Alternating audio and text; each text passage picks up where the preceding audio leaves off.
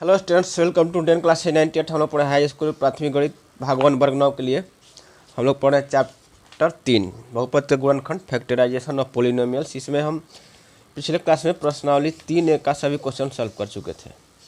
प्रश्नावली 3A का सभी क्वेश्चन सॉल्व कर चुके हैं। आज हम पढ़ेंगे प्रश्नावली 3B।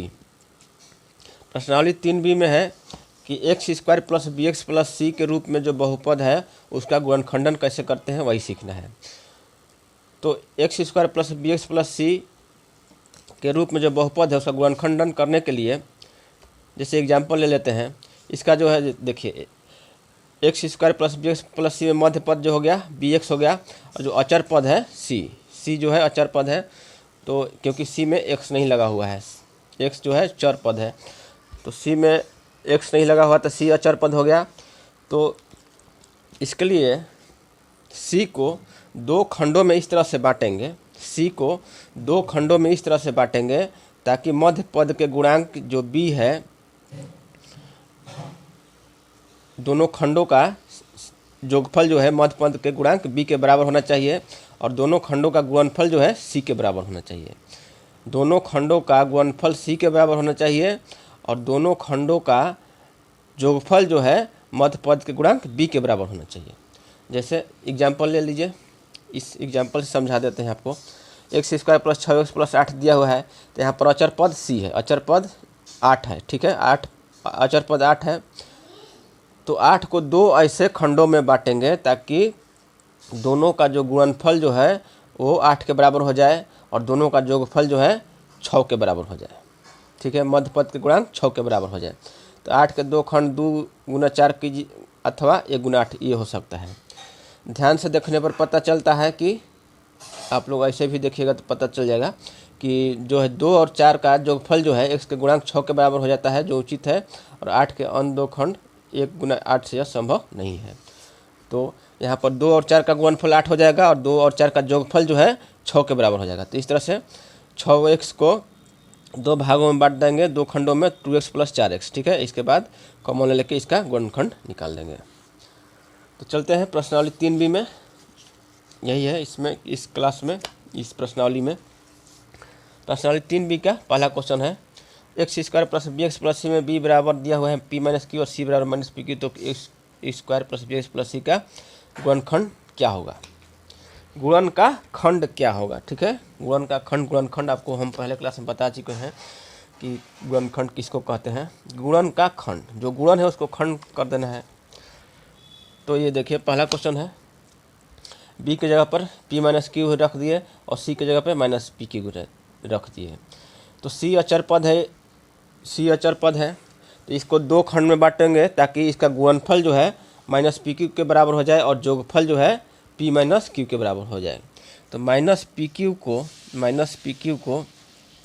पी क्यू का दो खंड जो ऐसा करेंगे कि गुणनखंड जो है माइनस पी क्यू के बराबर हो जाए और जोगफल पी माइनस क्यू के बराबर हो जाए। तो यहाँ पर P और माइनस क्यू, P और माइनस क्यू दोनों को जोड़ेंगे तो P माइनस क्यू हो जाएगा और गुणनखंड करेंगे तो माइनस पी क्यू हो जाएगा। तो इस तरह से आपका हो जाएगा ये x square plus P x minus Q x और प्लस माइनस माइनस हो गया माइनस पी क्यू। तो यहाँ पर कॉमन लेंगे, एक्स कॉमन ले लेंगे तो एक्स प्लस पी हो गया, और माइनस यहाँ पर क्या कॉमन लेंगे, क्यू हो जाएगा। तो माइनस क्यू कॉमन ले लिए तो एक्स प्लस पी आ गया।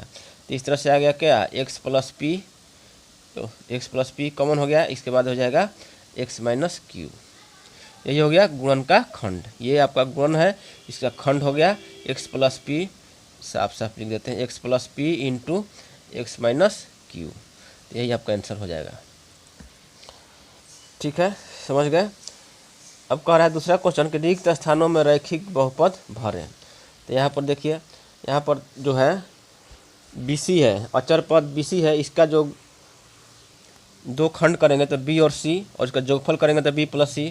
तो इसमें तो दिया हुआ है, बस इसको कैलकुलेशन कर देना है, BX plus CX plus BC हो गया। तो एक्स कॉमन लेंगे इस दोनों में तो x प्लस बी हो जाएगा, और इसमें c कॉमन ले लेंगे तो हो जाएगा x प्लस बी। तो एक्स प्लस बी जो है दोनों में है, तो एक्स प्लस बी कॉमन हो गया, बच गया क्या इधर एक्स बच गया, इधर में बच गया एक्स प्लस सी। यहाँ पर भर देंगे x plus b into x plus c, यही आंसर हो गया। अगला क्वेश्चन है y square minus p plus q. तो यहाँ पर देखिए वाई स्क्वायर माइनस हो जाएगा, इसको तोड़ेंगे पहले, minus P Y minus Q Y plus P Q. यहाँ पर देखिए माइनस पी और माइनस क्यू लिए हैं, तो आपका इसका गुणनफल हो जाएगा पी क्यू, और इसका जो जोगफल हो जाएगा माइनस कॉमन लेंगे तो पी प्लस क्यू हो जाएगा। यहाँ पर y कॉमन लेंगे तो क्या हो जाएगा y माइनस पी, ये दोनों में y माइनस पी, माइनस इसमें कॉमन लेंगे क्या q, तो y माइनस पी हो जाएगा। यहाँ पर प्लस है तो माइनस माइनस प्लस हो जाएगा, तो y माइनस पी आपका कॉमन हो गया इंटू वाई माइनस क्यू, बच गया y माइनस क्यू। यहाँ भर देंगे y minus P into Y minus Q, यही आपका आंसर हो गया। दूसरा का ए बी। तीसरा देखते हैं, तीसरा क्वेश्चन है गुणनखंड ज्ञात कीजिए। तीसरा का ए, सबका गुणनखंड ज्ञात करना है। तो x square plus 7x plus 12 है, ये आपका है तीसरा क्वेश्चन। अब जो है मध्य पद को तोड़कर जो है गुणनखंड करने पर प्रश्न है, ठीक है, मध्य पद को तोड़कर। तो मध्य पद है 7x, तो 7x को दो भागों में इसे बांटेंगे ताकि जो अचर पद c है 12 है, उस जो दो खंडों का गुणनफल 12 के बराबर होना चाहिए, और दोनों खंडों का जोगफल जो है 7 के बराबर होना चाहिए। तो इस 4 4 3 12 हो जाएगा और 4 3 7 हो जाएगा। तो इसको लिख सकते हैं x square plus 4x plus 3x plus 12। 6 दूनी 12 भी होगा, लेकिन 6 व 2 8 हो जाएगा, तो 6 2 8 से ये मध्य पद का गुणांक नहीं मिल रहा है, तो 4 और 3 सटीक बैठता है। तो यहाँ पर हो गया x ले लिए कॉमन, तो x प्लस 4 हो गया, और प्लस 3 कॉमन ले लिए तो हो जाएगा x plus 4। x plus 4 common हो गया, x प्लस 4 कॉमन हो गया, इंटू बच गया क्या x प्लस 3, यही आंसर हो गया।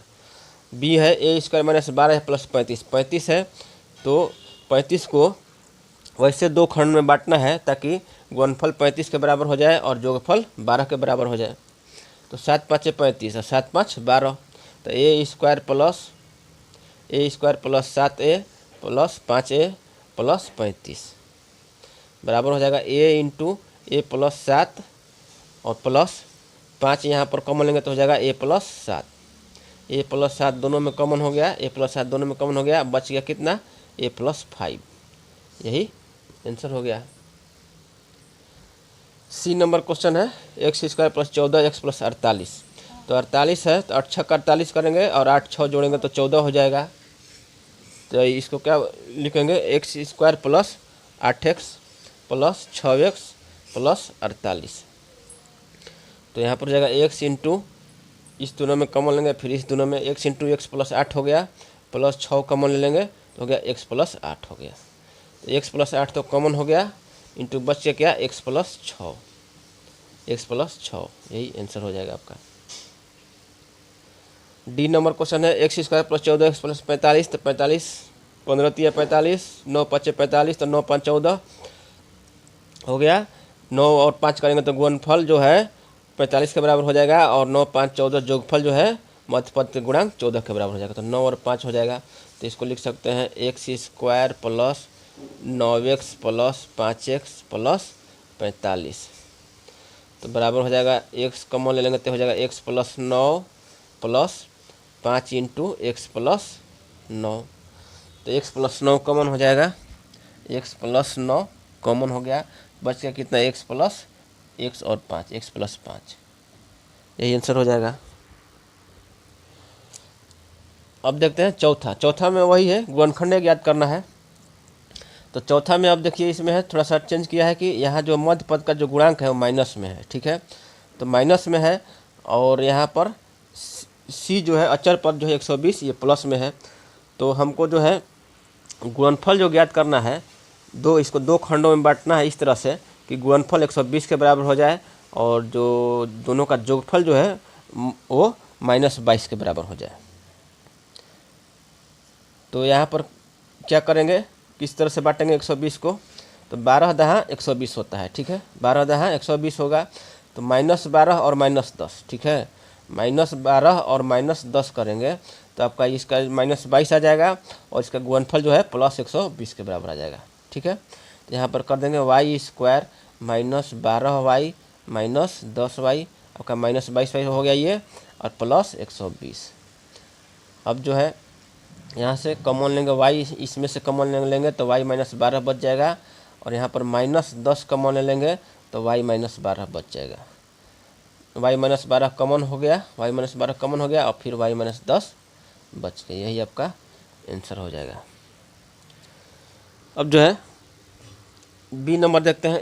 x² -22x + 85 है, तो 85 है तो 17 5 क्या होता है 85, तो -17 और -5 को लेंगे, -17 और -5 को लेंगे तो दो गुणनफल जो है 85 के बराबर हो जाएगा, और जोगफल जो है -22 के बराबर हो जाएगा। तो इस तरह से इसको x² -17x -5x + 85 बराबर x, इसमें से कम लेंगे तो हो जाएगा x -17, और इसमें से -5 लेंगे तो हो जाएगा x -17 बराबर, इसमें से x -17 कॉमन ले लिए और बच गया क्या x -5। यही आंसर हो गया आपका। सी नंबर क्वेश्चन है। सी नंबर क्वेश्चन है, पहले इसको सजा लेते हैं। तो ये क्या हो जाएगा x² -21x और +108, उल्टा दे दिया है। अब जो है देखिए 108 आ गया अचर पद, और 21 हो गया मध्य पद का गुणांक -21, तो 12 में क्या होता है 178। 12 अब 12 9 जोड़ेंगे तो 21 हो जाएगा, तो -12 और -9 लेंगे, गुना करेंगे तो 108 और जोड़ेंगे तो -21। तो यहाँ पर तोड़ देंगे x² मध्य पद को तोड़ेंगे कैसे, x² -12x -9x + 108 बराबर हो जाएगा। अब ये दोनों में कॉमन लेंगे, ये दोनों में तो x × x -12, इसमें से कॉमन लेंगे -9 तो हो जाएगा x -12, माइनस प्लस 12 78 हो जाएगा। x -12 कॉमन हो गया और बच से कितना x -9, यही आंसर हो जाएगा। इसको पहले लिखते हैं z² -23z और +132।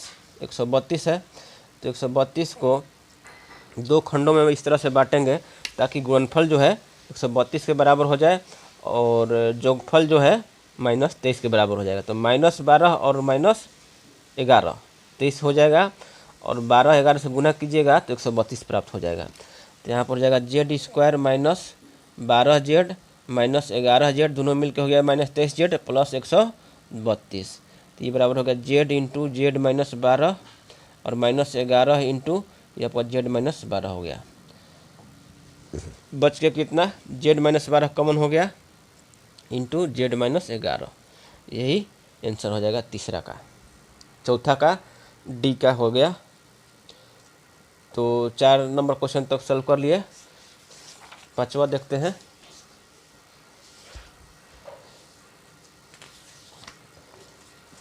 पांचवा इसका प्रश्नावली 3B का जो है पांचवा जो है, हाँ यही है, x² + 2x - 3 x², हाँ यही है। तो पांचवा का देखते हैं ए, इसका भी गुणनखंड ज्ञात करना है। तो गुणनखंड ज्ञात करना है तो x² + 2x - 3 है, ठीक है। तो यहाँ पर अचर पद क्या है -3 है, ठीक है। तो प्लस और मध्य पद का गुणांक जो है 2 है, तो -3 को दो भागों में इस तरह से बांटें, दो खंडों में इस तरह से इसका खंड करें ताकि गुणनफल जो है -3 के बराबर हो जाए और जोगफल 2 के बराबर हो जाए। तो यहाँ पर जो है -3 और 1 लेंगे, ठीक है। -3 और 1 ले लेंगे, अब दिखाई दे रहा है, चलिए। तो यहाँ पर x² + 2x - 3 है, तो यहाँ पर अचर पद जो है -3, तो -3 को दो ऐसे खंड करेंगे ताकि जो गुणनफल जो है -3 के बराबर हो जाए और जोगफल जो है +2 के बराबर हो जाए, क्योंकि मध्य पद का गुणांक +2 है।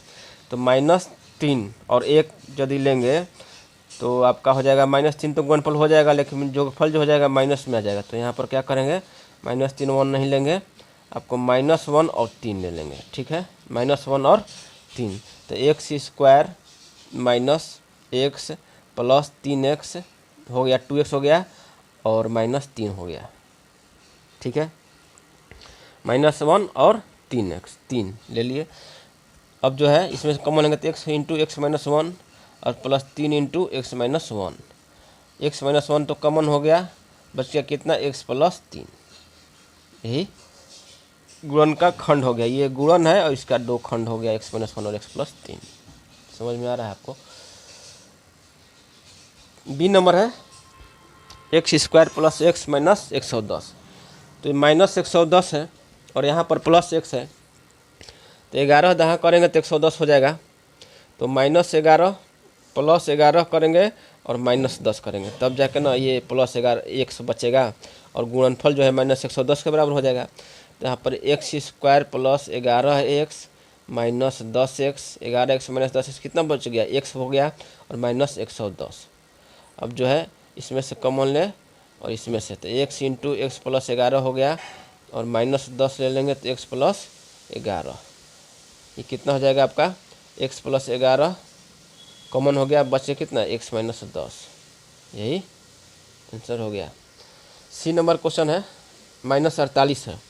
तो 48 है -48, 6 8 48 होता है, लेकिन इसको जोगफल करेंगे तो 8 के बराबर नहीं होगा, बर चौक 48 होता है, ठीक है। और प्लस में है 8x, तो प्लस ले लेंगे 12 प्लस 12x माइनस 4x, ठीक है, हो गया 8x और गुना करेंगे तो 48 आ जाएगा, 12 और -4 का। तो आपको हो जाएगा x square plus 12x minus 4x minus 48। यहाँ पर x कॉमन ले लिए तो x प्लस 12 माइनस 4 कॉमन ले लिए तो x प्लस 12, तो x प्लस 12 हो गया कॉमन और बच गया x माइनस 4। यही आंसर हो गया। डी नंबर क्वेश्चन है इसका, -36 है और यहाँ पर 5 है, तो -9 चौका 36 होता है, ठीक है। तो 9 चौका 36 है तो 9 और -4 लेंगे, 9 और -4 -36 हो जाएगा। X square plus 9x minus 4x minus 36 कितना हो जाएगा। अब इसको कॉमन लेंगे, x इंटू एक्स प्लस 9 हो जाएगा, -4 ले लिए तो x plus 9, x plus 9 common हो गया और बच गया कितना, x माइनस 4। यही आंसर हो जाएगा। छठा नंबर क्वेश्चन देखते हैं, गुणनखंड ही करना है। यहाँ पर देखिए x square minus 3x minus 28 है, x square minus 3x minus 28 है। अच्छा 6 और 7 ही केवल बचा है, तो इसको चलिए अगले क्लास में कर लेंगे। तब तक के लिए धन्यवाद।